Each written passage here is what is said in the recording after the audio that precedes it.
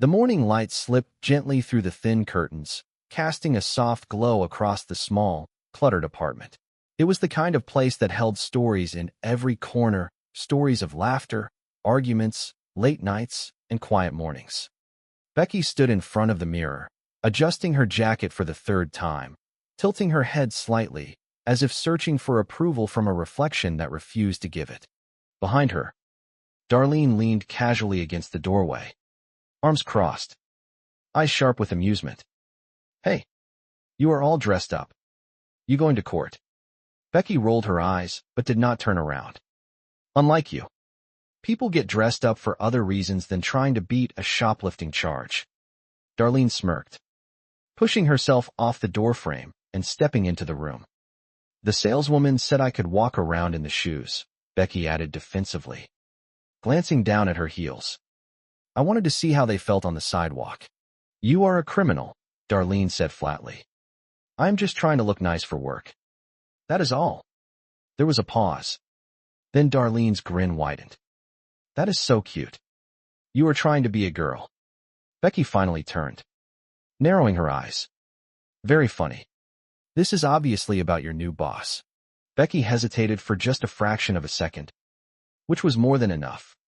"You have a crush on your boss?" Darlene pressed. "No," Becky replied quickly. "I am just trying to be a professional. All I did was put on a little makeup." I heard the blow dryer. I was blowing dust out of the smoke alarms. "Nice try," Darlene said, gesturing around. "They are all still here." Becky sighed, grabbing her bag. "Can we not do this right now?" But Darlene was already moving on, picking up a stack of papers from the table. "Do you ever worry that some of the people in these mug shots might be innocent?" Becky shrugged. "People can think whatever they want. We are just reporting, not passing judgment." "The paper is called Lock Them Up," Darlene replied. "It is kind of judgy." She flipped through the photos, pausing on one. "This one is kind of hot. Let us put her on the front page." Becky snorted. "Oh, so that is what you are attracted to? Blondes with most of their teeth." Darlene looked up slowly. "I think you know exactly the kind of woman I am attracted to." The air shifted, just slightly. Becky cleared her throat. "What are we doing?" "I work for you. This would be complicated." "You are right," Darlene said calmly. "And as your employer, I cannot have you feel uncomfortable or pressured in any way." Becky nodded, relieved. "So you are going to have to make a move on me." Becky blinked. "Do I look like a woman with most?" "Just do what you feel is right," Darlene interrupted. Becky stared at her for a long moment, then slowly turned back to her desk. "I am going to pretend to work and hope for the best." A beat passed. "You have got a Fuji apple sticker on your back," Darlene added casually. "I believe it is golden delicious," Becky muttered. They both paused. "Can we just go back to work?" Becky asked finally.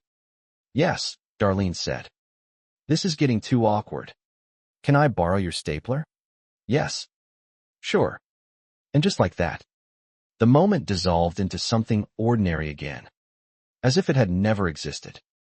Later that day, in a house filled with noise and warmth, a very different kind of conversation unfolded. "I am done with my list," one of the kids announced proudly, holding up a crumpled piece of paper. "We made our Christmas list for you." "Grandpa Dan," another added. Dan leaned back in his chair, squinting at them. "They are just suggestions. Do not get your hopes up. You are getting underwear and a popcorn tin from the drugstore." "So we are not getting anything we want?" the first child asked. "You really break my heart when you put it like that," Dan replied. "But no." A smaller voice chimed in. "But I really want a plushy pet backpack. It talks to you." "Mark talks to you," Dan said. "You do not want him to feel like he is being replaced, do you?" The child frowned. "You know what will not make him feel bad," Dan continued. "Crayons." A moment later, another child walked in. "Hi, guys. Grandpa wants to give me crayons for Christmas. We will call child services and let them sort it out," someone muttered. Dan ignored that. "Most people refer to them as Crayolas." "But that is really a brand name," he began. A collective groan filled the room. Crayola comes from the French word clay, meaning chalk. And, can we go to school now? One of them interrupted. Dan sighed. I see I have awakened the educational curiosity in you. For the love of everything. Let him go, someone said from the kitchen. Life moved forward. As it always did. In small, chaotic bursts. Meanwhile, at the garage, another story was taking shape. Dan stood over a dusty scooter. Arms crossed. Unimpressed. This is not a bike, he said. This is what you feed to other bikes. It is a classic Vespa, Peter insisted. Did you ever see that movie with Audrey Hepburn? Peter continued eagerly. I saw a bike like this and fell in love with it. It made me want to move to Italy. Dan shrugged. It is still there. But Jackie stepped forward. Her voice softer. I bought it for him for Christmas. I thought you could restore it. Dan frowned. You bought this? It has to be worth at least a few thousand. I know, Jackie admitted. But we are both going to enjoy it. She smiled dreamily. Me sitting behind him. My cheek against his back as we ride past a fountain. That is Rome, Dan said. This is here. We do not have fountains. We have a pipe that spills into the river. Jackie did not lose her smile. You are doing it for me.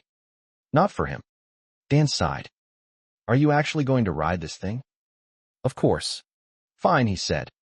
Then I will make sure the brakes work too. And so, piece by piece, the machine began to take shape again, much like the people around it. At the same time, Becky stood outside a door, taking a deep breath before knocking. The evening that followed was meant to be perfect. It was not. Shoes became an issue. Wine became an issue. Salt became an issue. And somewhere between trying to control every detail and trying to resist being controlled, the night unraveled. I just wanted to show you a nice evening, Ben said, frustration creeping into his voice. And I just wanted to enjoy myself, Becky replied. But neither of them knew how to let the other do that. And so she left, shoes in hand, dignity slightly bruised but spirit still intact.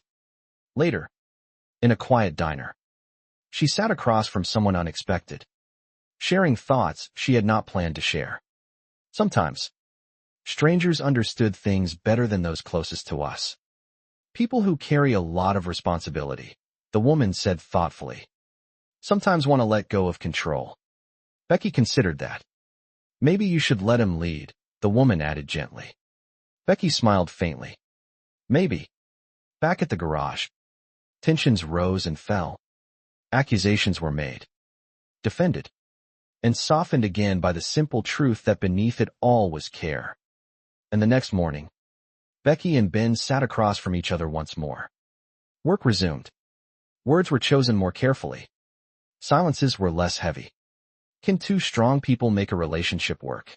Becky asked quietly. Ben met her gaze.